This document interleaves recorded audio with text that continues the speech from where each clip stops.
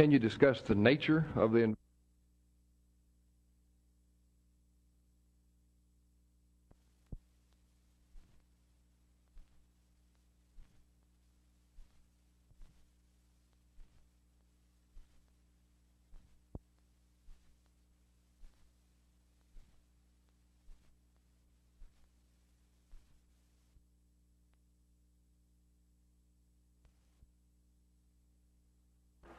Folks, it's my privilege to work with some 1,174 school districts in Texas.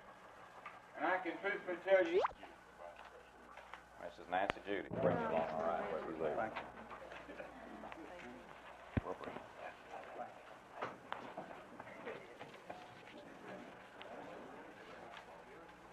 May be elected by acclamation. Is there a second? Second. Smith? Second. Second.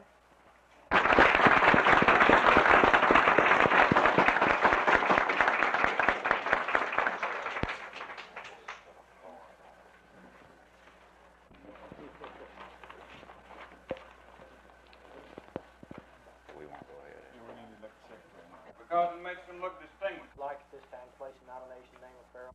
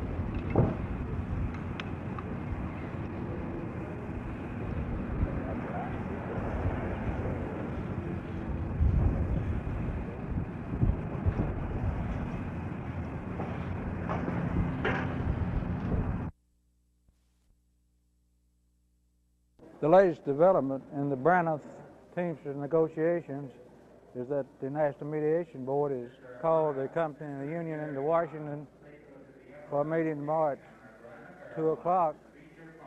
We are hoping that we might reach an agreement for the Sunday deadline. At this time, there's been no change in negotiations since we broke off yesterday afternoon.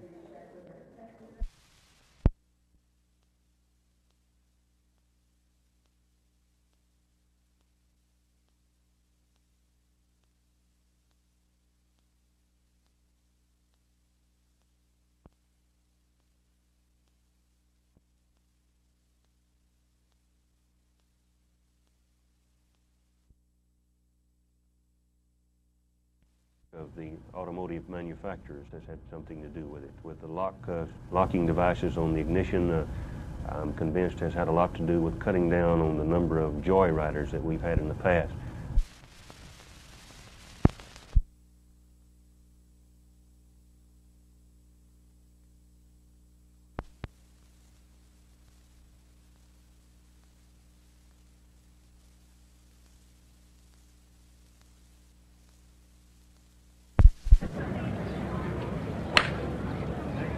I'll take that shot too. I don't want to know. Get ready, Charles.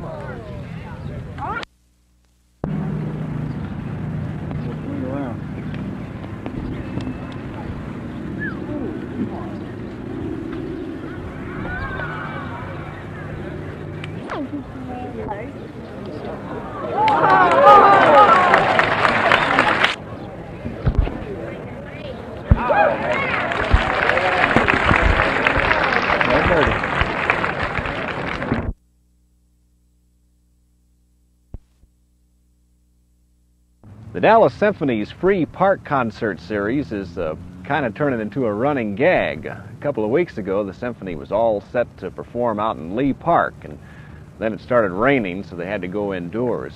And then last weekend, they were slated to play out in the Fair Park Band Shell, but once again, Sunday rolled around and the weather drove them inside. They're going to try it this weekend at 4:30 Sunday here at Flagpole Hill in White Rock Lake Park. And we'll find out Sunday if three's a charm. It's a better bet you can hear the Symphony Saturday night at 8:15 in the Music Hall when they perform one of their regular subscription concerts. Bob Crane of the old Hogan's Heroes TV show is in Dallas playing in something called Beginner's Luck out at the Windmill Dinner Theater. The production's more like a nightclub act than a play. There's not much plot. It's more like one long string of jokes. Another new opening has come to the Country Dinner Playhouse, and the Star-Spangled Girl is in its final week at Granny's Dinner Playhouse. At the Dallas Theater Center, How the Other Half Loves is still doing very well.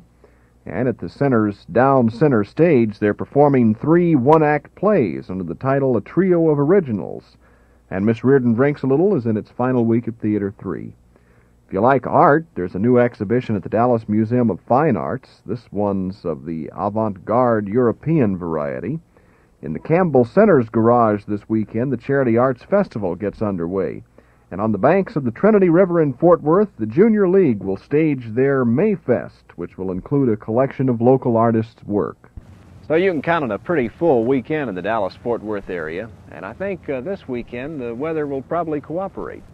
Well, that's Channel 8 on the Arts, and I'm Arch Campbell.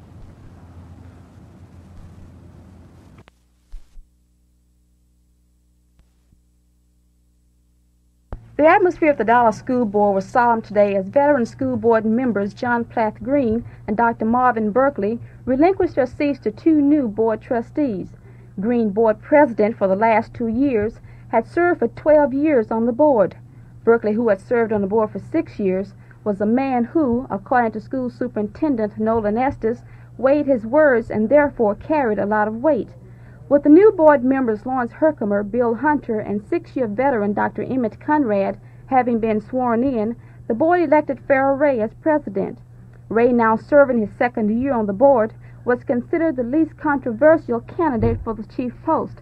The only female on the board, Mrs. Nancy Judy, was elected vice president. With the going of Berkeley, the Committee for Good Schools retains control of the board with 8 trustees, leaving Conrad as the only representative of the League for Educational Advancement in Dallas on the board. For Channel 8 News on the Move, this is June Gray at the Dallas School Board.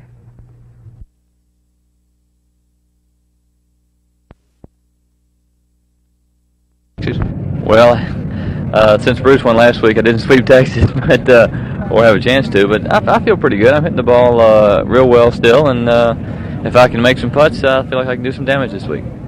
What about the course? A little rain last night. Has it hurt it any?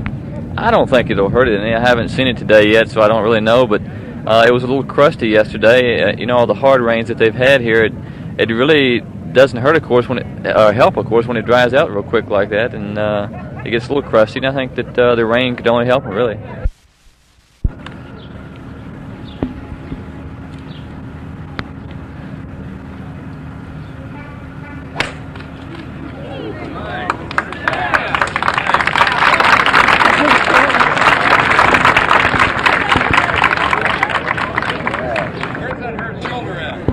Great. Yeah, I've had not too much exciting. I've played 8 holes, and I've had 1 bogey and 1 birdie. So, other than that, it's pretty windy. So, yeah, you know what wins this tournament every year. You know, you stay right around par, 1 or 2, 3 under, but you never know what's going to do. You think you are going to be in the tournament then? Oh, I'll definitely be in the tournament. Yes, I've already checked into the hotel. Unless my team wins the Pro-Am, then I'll pick up enough to get out of town. But right now, I haven't made enough to get the cleaning out in the last 2 weeks. Okay. But no, definitely, I am going to be here. I'm not making any predictions, but I think that come Sunday I should be somewhere around in there. You know, because I'm around the greens. My short game, my long putting, my bunker play is exceptionally well, better than it has been in the past. Because that's all I did for 2 weeks when I laid off and wasn't able to hit any balls. So I think. I'll be ready to go, sure.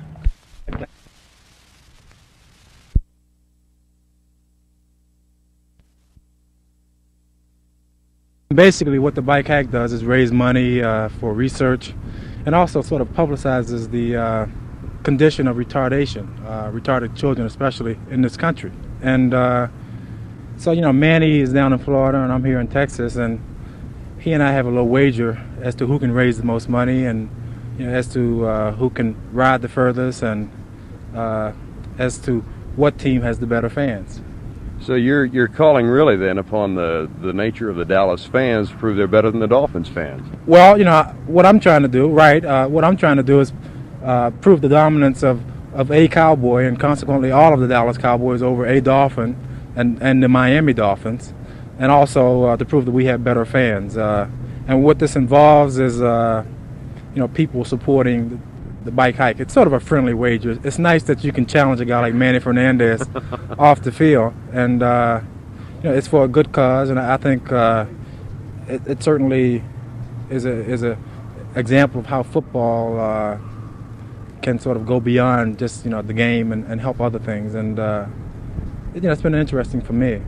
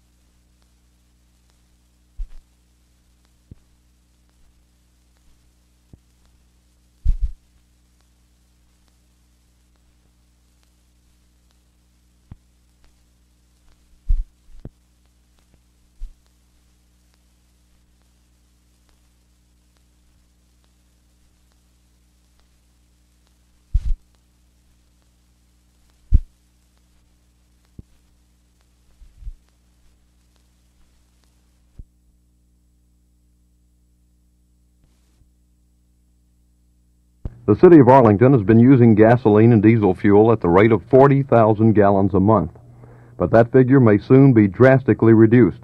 The city's fuel supply contract expired today. Recently, City Manager Ross Calhoun sent out requests for renewal bids to 11 major oil companies. Not a single bid was returned. Today, the Assistant City Manager, Don Kriz, explained the municipality's predicament.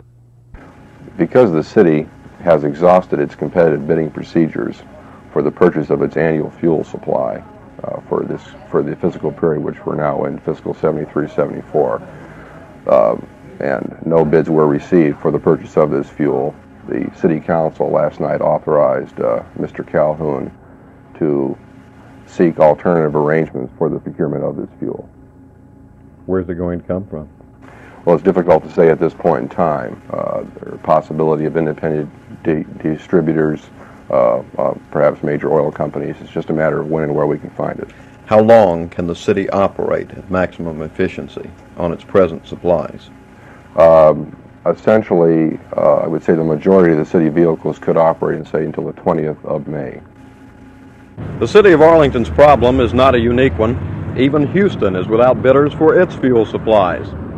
But if something isn't done soon, municipalities across the country may become happy motorists just like the rest of us, and at a great cost to the taxpayer. Jim Hips, Channel 8 News on the Move, Arlington.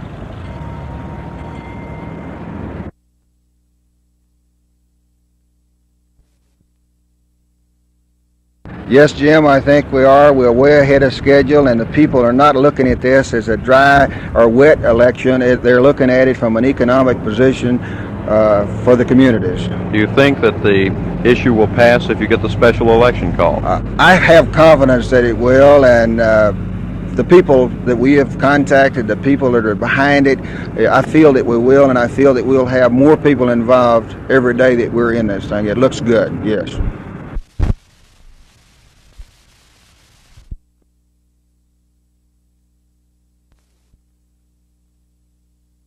A few people in Austin have the power to kill legislation just because they want to, or just because someone wants them to. It's usually done in committees, meeting like this one. That's not new, but it's particularly noticeable towards the end of a session. Paul Ragsdale of Dallas says that his voters want regulation of utilities, but the chairman of the State Affairs Committee does not, because he has ignored Ragsdale's pleas for a hearing for 6 weeks. This bill was put together. It was through a review of a variety of bills across the state, from across the nation, from other strong public utility commissions, along with consideration of other bills that have been introduced prior to this session here in the Texas legislature, and it is a strong, tough bill. Too tough, I suppose, for the chairman of the State Affairs Committee. I think he wants to kill my bill, and he succeeded in doing it. That committee chairman is Dave Finney of Fort Worth. Frank Gaston of Dallas told me that Finney lied to him, saying for 3 weeks that he had sent a Gaston bill to a subcommittee when he had not. When a Gaston subcommittee received a couple of Finney's bills, the Gaston bill was immediately turned loose, but he says now it's too late. In the Senate, Oscar Mozzie blasted a rule which he says allows 4 senators to kill a bill which had passed the Senate 2 years ago and which had already passed the House this year. It's a bill that the undisputed testimony for the last 4 years has shown would save the automobile insurance buying public between 17 and 30% on their premium, which is in excess of $100 million a year. But because this bill was heard by this committee after having been passed by the House, the rest of us in this Senate are never going to be given the opportunity to express ourselves for or against it. This situation is not likely to change unless Texas gets a full-time legislature. You see, there's no way to consider all bills in 5 months out of every 2 years. So the attitude seems to be, somebody has to kill them anyway. This is Roger McDonald, Channel 8 News on the Move at the State Capitol in Austin.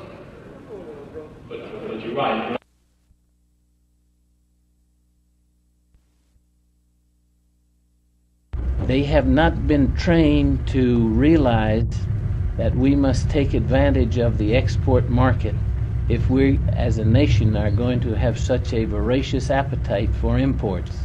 It's the balance between the two, exports and imports, that we must maintain.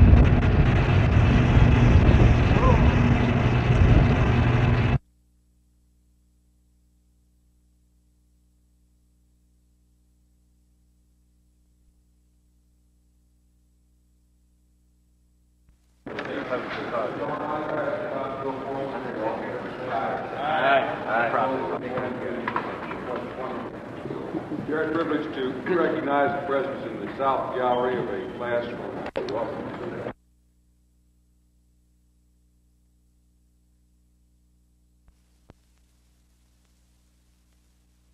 That we're headed for a period of the entire area of the globe, including the Mideast. We are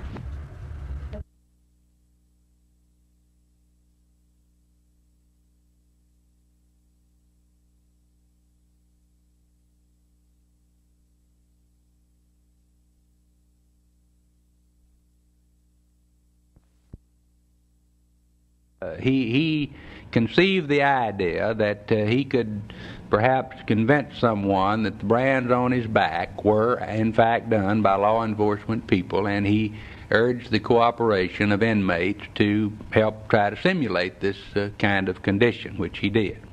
And there's no question from the investigation, both from a medical standpoint and from the witnesses' testimony, that's how it occurred.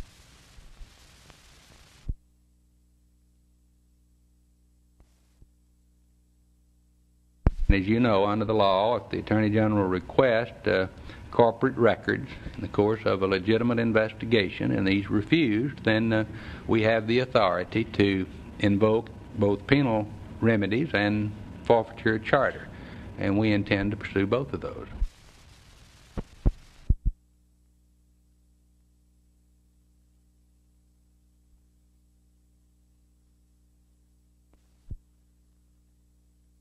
No, not really. I think there are a couple of favorites, and also in an 8-man tournament full of champions, I think anyone can win. Smith definitely has to be favored in his half of the draw, and I think Kenny Rosewall on our side. And I think Rosewall has to be favored as the man to beat because of his last two performances in Dallas, and also because his only meeting with Smith this year. And he beat Smith this year in the only time they met. Has your tennis been consistent this year? No, definitely not. Really? Unless you say the first 3 weeks I was playing very well, and then the last 8 I was not too good. And in that way it was consistent. Well, maybe you'll have the upturn this week. It couldn't come at a better time. I think I'm playing better. I played better in Montreal, and I think Dallas is a good place for me, and I'm looking forward to a good week.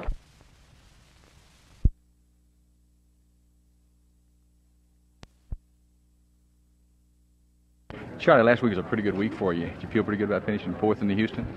Well, yes, especially being how I knocked the ball out of bounds on the 17th hole. So, you do something like that late in the tournament, and it always kind of disappoints you and puts a little damper on how you feel. But otherwise, I feel very good about how I played. How do you feel about this year? Has this been a good year for you? Well, it's I don't know. I just can't attain the consistency that I want. I said, well, like last week I played pretty good, and the week before in Dallas, I just, in my opinion, I played pathetically, just really poorly, and it's the thing that confuses me, and the thing that I don't like is when I tee it up on Thursday morning, it's just kind of like it's flipping a coin. You don't know if it's going to come up heads or tails, I'm not saying that he does represent them.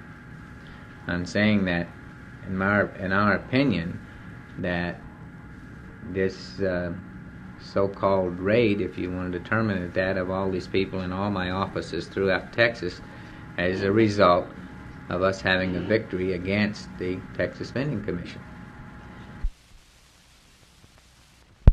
That investigation's results is that Johnny Meadows did, with the help of cellmates, brand himself in the Dallas County Jail to try to influence the court's decisions, as reports say in the court hearing that we were having here in Dallas on April 28, 1973. How did he do it? How did he do it? You have in your possession there reports which the Texas Rangers and the doctor's report, which you have in detail, where it says that he committed these acts by, I believe the doctor said, by some superficial type of acid, and probably by heating a coat hanger of some type and making an outline state of Texas, putting some type of substance on his back, imprinting that, and then rubbing the acid into that superficial wound.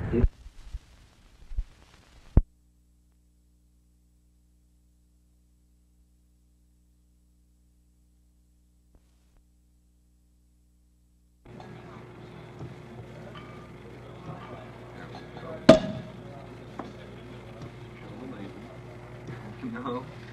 Or.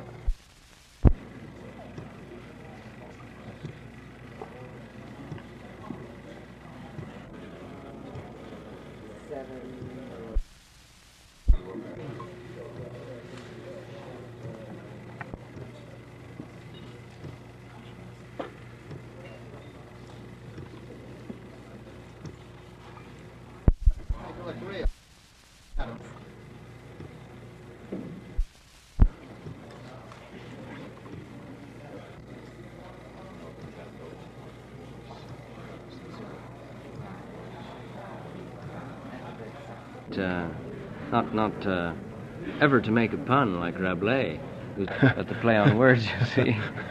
Politically, being rather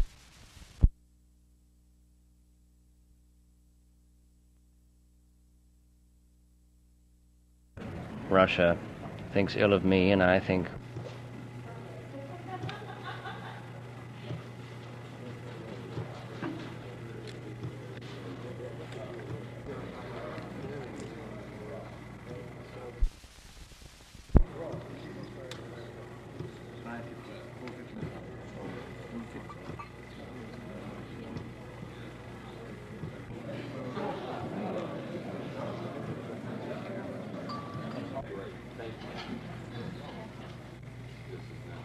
Cheers, everybody. How come we're not getting this? Well, the producer gets it.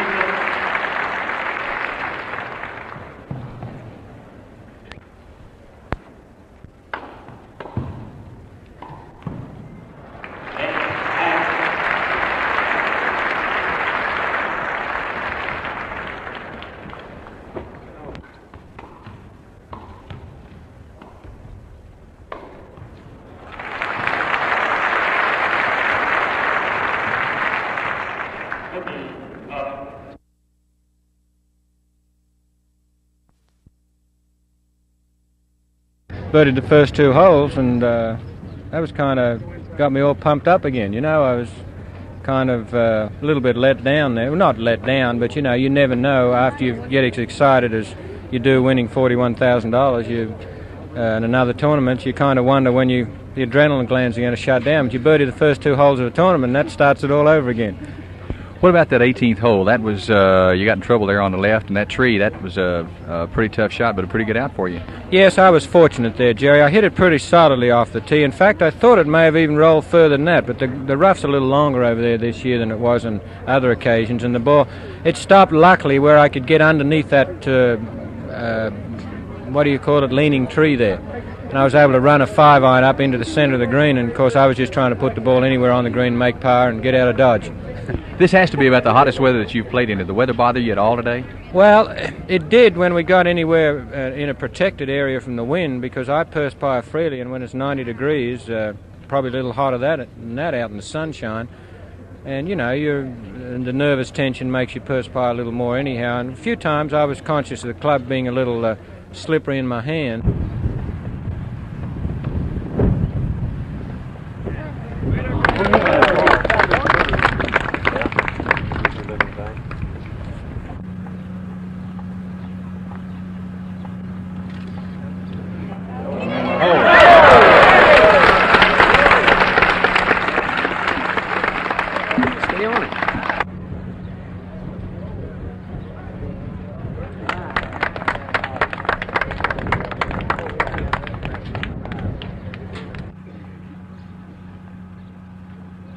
One time.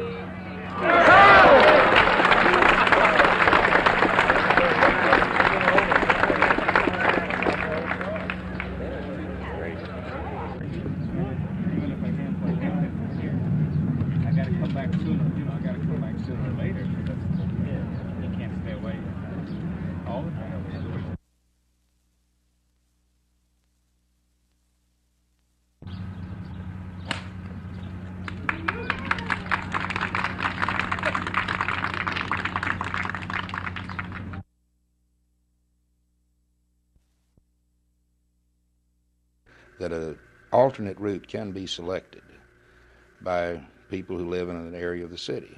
And if they'll spread out a little bit, It may not be their true desire line of travel, but many times if you can change that desire line, they'll get to work quicker and easier and much safer.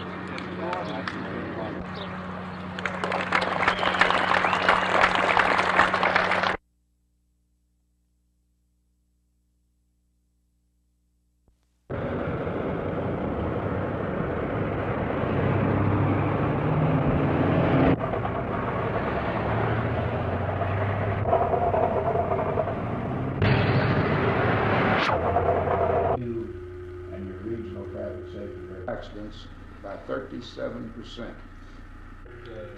Confused as to what the real difference is between Dallas.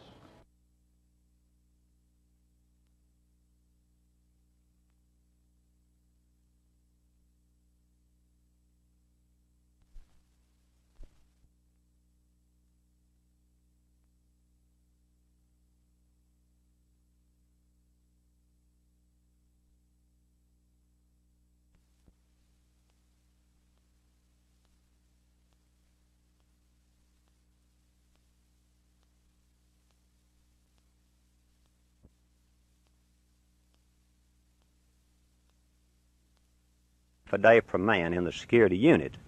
And in San Antonio, they're charging $6.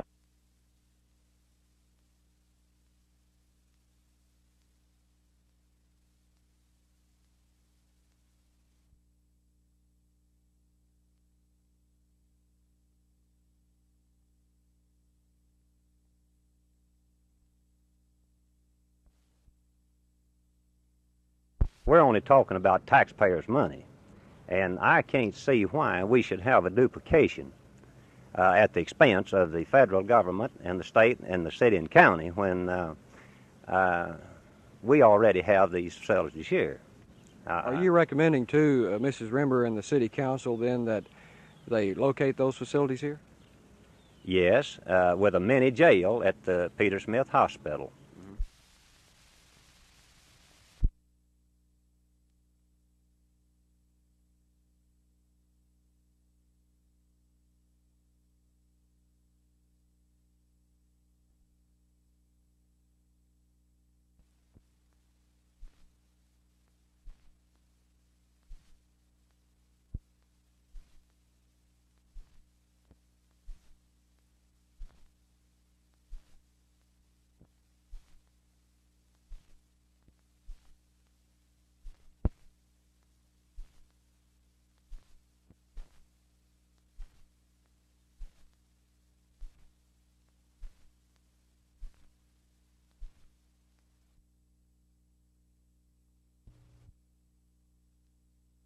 Price Daniel Jr., the House Speaker, on one hand says we must have very strict ethics, legislation, and lobby control.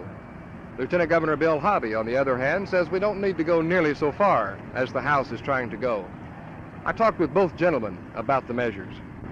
Mainly in providing for public disclosure of assets and sources of income. That's the part of the bill and what really needs to be done. But it doesn't actually have full financial disclosure, does it? Specific disclosure of amounts of income and that? It does not have disclosure of amounts of income because no public purpose is served by disclosing amounts of income.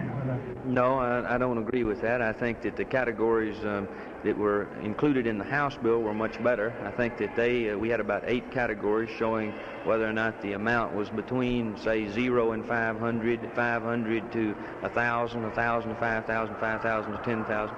I think there could be all the difference in the world between, say, a $550 amount versus $100,000, and I'd like to see it disclosed in more detail.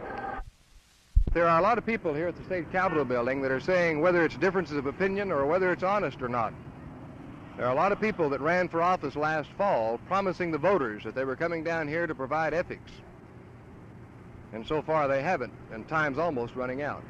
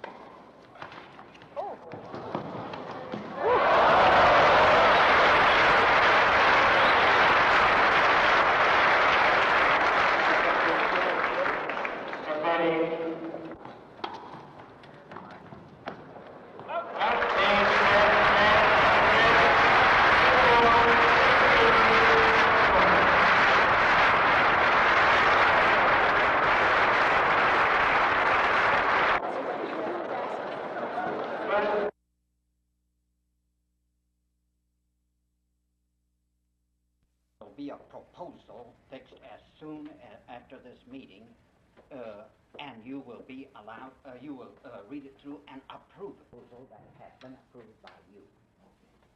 These county schools continue this type of service, and we can contribute. We've seen these other federal agencies come in here and bring about what has been participating in that. They've been pretty successful. That's what it's been. We don't have to accept it. If there is not a deadline earlier than July 1,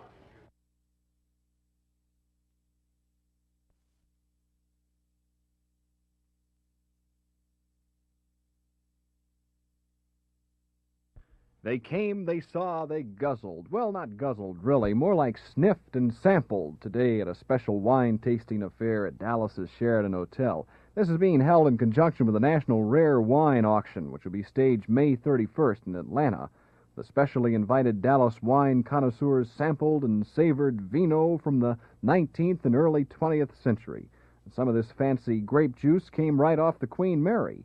Sealed bids were the order of the day, and if these wine lovers are lucky, the auctioneers might accept their bids for some of this historic hooch, like this bottle of 1844 port. Wine like this is sold for $5,000 in years past. Among the connoisseurs in attendance today was Alexander Campbell McNally, the wine manager for the Hubline Company. McNally told me about the life of a wine taster. Well, of course, it's important to look, listen, smell, and taste. And to determine what we are tasting here today, it's a matter of determining their quality and their condition. But mostly, the important thing is to smell and taste. Now, a lot of people don't understand that you don't swallow the wine you taste. Why is that? Well, one needs to stay sober in this business. Well, I think today's crowd heeded McNally's advice, managing to stay sober enough to drink from history's cup and to keep this affair on the high level which it deserved. However, let me add that today's was a 5-hour affair, and I left early. Well, for News 8 on the Move, this is Arch Campbell. Pardon me, but do you have any Thunderbird?